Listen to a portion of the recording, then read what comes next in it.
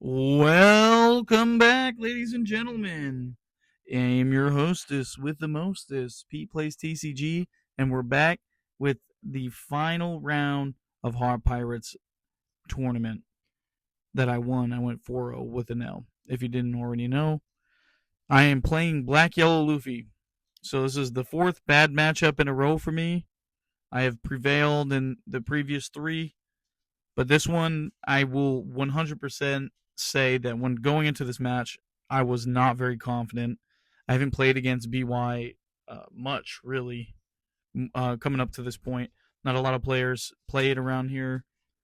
So I was just kind of stuck of trying to remember exactly what they run in the matchup, and just the main goal was to put things in his life that made Awakening so much weirder, which it did help a lot.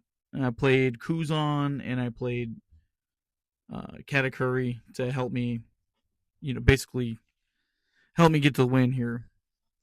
When I'm forcing him to make these awkward like self awakening things, I'm able to establish like bigger bodies earlier. Um, and pretty much the goal here is to speed to try to get to like 10 Dawn essentially and play boss monsters out so that I can put pressure on him even if he's a 9k lead, which I ended up doing in the long run. All right. So done with yapping. He's Garp searching. Turn one. He put me going first, which also once again just makes things awkward. But it's fine. In my hand, I have the Shirahoshi blocker and I think the Kuzan, so I was like okay at this point. Also to preface, the the commentary over the video, they were making fun of my opponent here pretty bad, just because at the beginning of the tournament he actually had his phone taped to the wall, and it was fucking hilarious. Anyways, all right, I pay 2 Don, play Shirahoshi. I'm not going to swing at him. I don't want to give him cards. I'm going to force him to awaken himself here. So I'm forcing him to use his 2Ks like the Flampe's, Hioris, things like that to set up for his own awakening. Because I'd rather him take his own life than me, take the life. Although there is one point where I do swing at him. I think I swung at him for Banish, and he just took it. Ended up being 2K, I think, or Searcher, can't remember. Ooh, excuse me. I got a cold, man. I've been super stuffed up last few weeks. All right, anyways, didn't swing at him. His turn. He's now on a 4 Don, so he's just going to do, basically double 5K swings here, which I'm okay with. I'm not going to counter out. It's not like he can putting me. So just take it, basically free card draw for me, and then we're going to 5 Dawn. I don't remember what I played here. Am I on 5 Dawn? I think I'm on 5 Dawn. I think I just played a Body and Bast. No, I played the Kuzan. Okay, that's right. I did play the Kuzan, and I was like, I'm not even going to bother swinging at this. I'd rather force things to be awkward for him in the late game than give him the option early.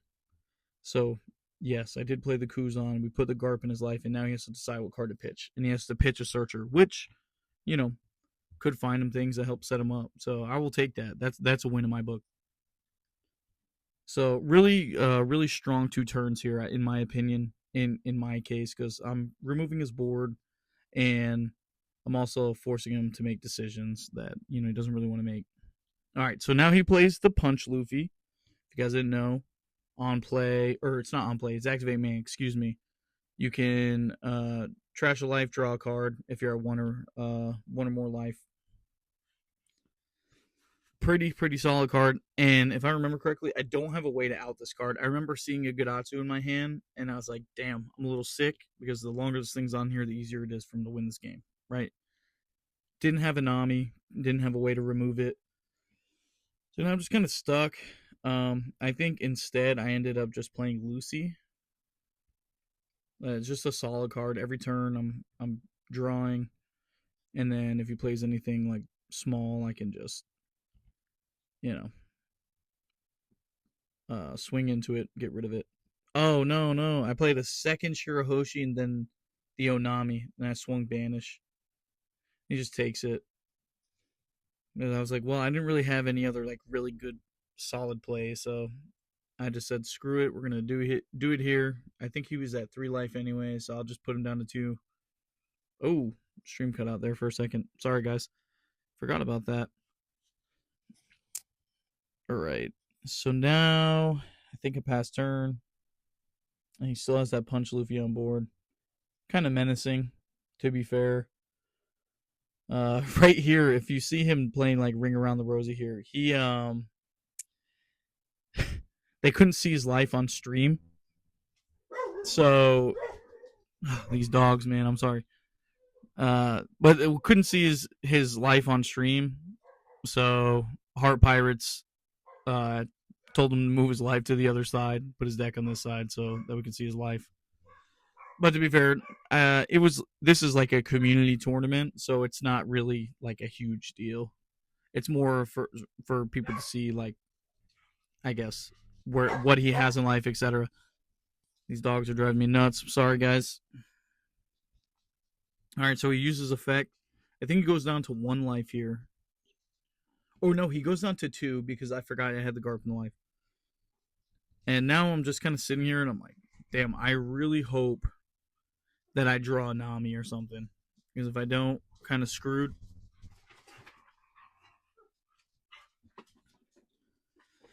Oh, yeah, that's right. He plays the Sabo this turn where he trashes the life and he kills the Kuzan. Which, I'm not upset that the Kuzan's gone. I'm more upset now that I have no way to answer, the bodies he's putting on board.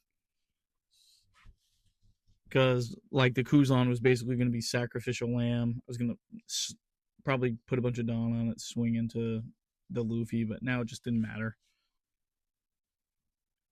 And it's hard to remember, like, what exactly was in my hand when it's not fresh on the brain. So I do apologize. I'm trying to do the best of my knowledge. This was about 2 or 3 weeks ago, so just bear with me. So now he has 2 pretty solid bodies on board that I have to answer, or I'm kind of cooked. The good thing is that I had 2 blockers on board, so I think if he just swings big here, I think I'm pretty sure I give him one of the blockers. Excuse me. All right, so he passes turn. I give him one of the blockers. Yep, big swing. I think this is where I played the Lucy, and if I remember correctly,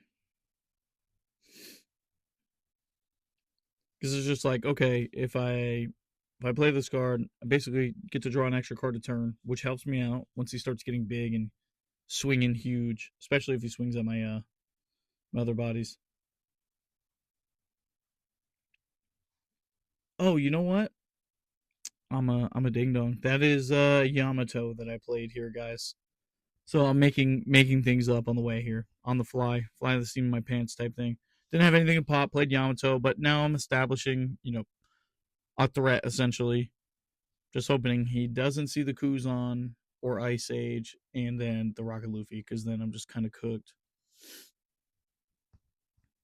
All right, what does he do this turn? I think he plays maybe another Punch Luffy. I don't quite remember. Oh no, that's right. He goes Luffy into Sabo, I believe. Yep. Yeah, he does play a Luffy, but he's using out of life. Now he goes up to a 9K. So he's got Sabo, Punch Luffy. Sabo, Punch Luffy, yeah. So now his board is very big. I'm kind of on my heels now because if I don't answer this, I'm kind of cooked. To be honest, now I'm just hoping to find a way to get rid of some of these bodies, and I think that's what I do next turn. So I think he's swinging 8 at me. I'm debating on whether to counter this or not. I know I have to counter one of these swings. So I think what I did is I rolled the dice on, hey, if this, if I counter out of the second one and this first one is a kill trigger, then, I'm looking good. But it ended up not being anything. And he just turns things sideways. Leader effect. And then he swings 11. I think it's just block here. Yeah. I was like, no way, dude. Not this time. Let's give you the blocker. Which, in hindsight, the two blockers actually came up super clutch more than anything in this matchup because it allowed me to just. It just allowed me to um, make better plays, made the decision making process a bit easier because I'm just like, okay, whenever he gets big, we just give him the blocker instead of counter. We counter one of the swings and that's it. And now I play the ace. I establish a second big body now, which is very important. And what I'm gonna do is I'm gonna start swinging at these bodies and see what he gives me. I know he's not gonna give me the blocker. The first thing I do, I think, is swing into the Sabo with the Yamato. I go 9-6, and he's just not gonna save it, which is good. And now I'm just gonna go 10-8. And I'm pretty sure he's getting low on hand size here too, so I think he's around 5 cards. And if I remember correctly, he just didn't have a lot of counter in hand either. All right, yeah. So here I just decided to swing at life because I thought, no matter what, he's going to give me the blocker. So I just swing 10 at life. He didn't give me a 2K, which was pretty telling. I was like, oh, okay. So you didn't counter out of this, and you blocked instead. In my, most BY Luffy's, maybe 5 cards in hand, they're just thinking, okay, I can just play a Sabo out again, which I think he does. He just uses a Gecko. I think it's probably why he blocked, and it is what it is. So he plays Sabo and Luffy, I believe, because he didn't have double Sabo. He only had one Sabo in trash, and I think this was the difference maker in the game here. Him not seeing the second Sabo really hurt him, because instead of just going for board this turn, I was like, I'm gonna try to lethal him. I was already right here in my head. I'm like thinking about what the math is to go for game next turn. Because to be fair, like I think I just die on the crackback. You never know what you hit. Obviously, out of life, because we really didn't see a lot of like kill triggers or anything in this. But I did see boss monsters when I needed to see boss monsters, and then uh, I saw blockers when I needed blockers. So that was good. I think it just brings a Rocket Luffy out to try to hopefully draw 2K. I think that's what that would like Hail Mary play was. And I asked him, I said, how many cards do you have in hand? I think he said 4. And so I was already thinking ahead. I'm like, cool, I'll just take this life. I can counter out of one of these. I'll just take the leader swing. I think he had 4 or 5 in hand. I can't remember. So now I'm just figuring out if I'm going to counter, and I did. I think it was 2 2Ks. It's hard to tell. It's hard to tell, to be honest. Now I'm staring at a 9K lead. Um, honestly, I would say that I'm freaked out, but he's a 9K lead with no life and only 4 cards in hand, and I'm about to swing at him. I think 3 times with I think it's 2 11s and a 12K swing. We'll see here when I start breaking down Dawn, because I was thinking ahead of this. So I think that's 6 Dawn there, 7, 8, 9. Oh wait, hold up.